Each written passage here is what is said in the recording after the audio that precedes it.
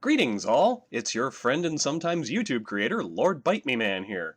I bet you all have a ton of questions. Where have you been? Are you making regular content again? Did your shadow ban ever get lifted? So today, I'm going to give you all a video on the time a weirdo bashed on the car I was in. What? You thought you were getting answers? There's no answers. Just bad art in a video. I'm not a profound man. Anyway, let's take the time machine of LB's storytelling back to the joyful days of 1997. Music was decent. Movies were actually fun standalone things and not part of cinematic universes. And for the first time in my horrifically awkward life, I had romantic prospects. That was the good news.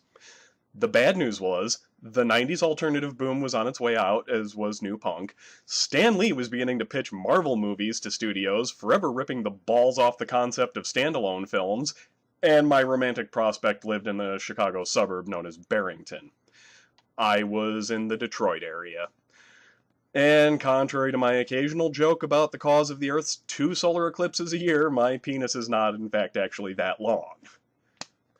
Anyway, this girl and I had been talking a lot about the joy of meeting up with one another, and various things that we do and we did.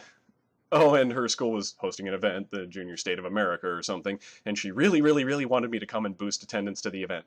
But we were totally in love. Yeah, I was a dumbass at 17. So I got myself some map directions, because we didn't have smartphones to, get places back then. I got a map because, again, we didn't have electronic devices that told you where you could go.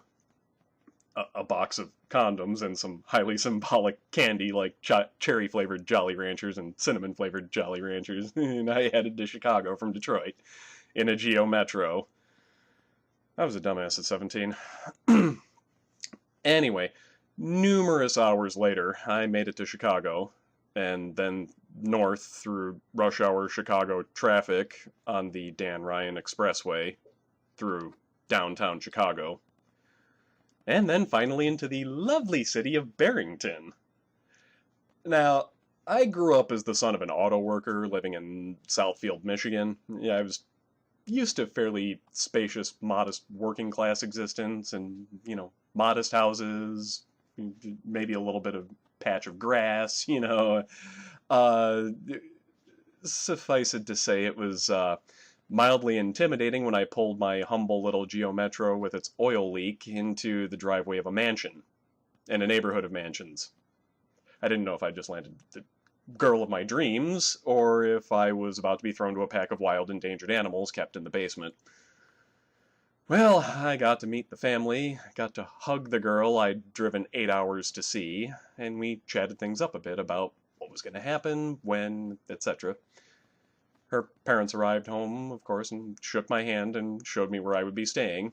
They'd prepped the basement for me, which I'm sure was intended as an insult. Little did they know that their basement was bigger than the entire first floor of my house. So that night I retired to the basement, having told my girlfriend that we would have made out, but she was feeling very sick and was afraid of throwing up due to a stomach virus, and of course I believed her and prepared to attend her little school event on Sunday and was assured that all would be good, and, we'd be going to this babysitting event afterwards, and after putting the kid to bed and babysitting, we'd be defiling that house, and I believed her and was fully looking forward to that postponed evening of just raw animalistic passion. I was a dumbass at 17. We did the event at her school. It was boring. It was completely and totally boring. It was the stupidest thing I've ever gone to in my life, and I drove 8 hours to get to this thing. This was stupid. We went off to this babysitting gig. Absolutely nothing happened there due to the stomach virus. And we went on a drive to her place after that was all wrapped up. The whole time we were driving to her place, my mind was on the obvious. When are we going to get it on, eh? We were parked at a light, and a pedestrian started walking by. And I don't know what it was. He looked like a normal guy, but at the same time, he had that look about him like, oh my God, look at this guy for a second. Something isn't right here. And as we're stopped at this red light, He walks by the rear passenger side and BAM! He turns to the car and slams on the window with both his hands. We were both just sitting there in complete shock. The guy keeps walking on, crosses the street, and goes completely out of sight. I'm sitting there and just my mind finally clicked, and I break the silence, and I give a firm, brave, resolute, "Holy shit!"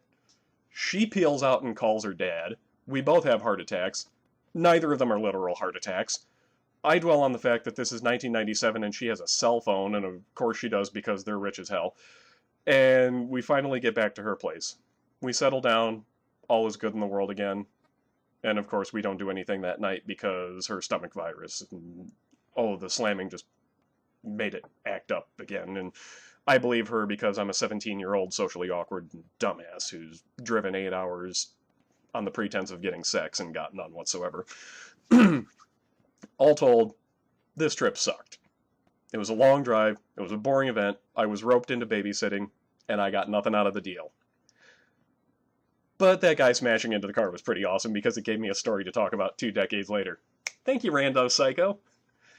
If you like this video, give me some feedback in the comments, hit me up on social media, hope you enjoyed the story as usual, and may God have mercy on my soul.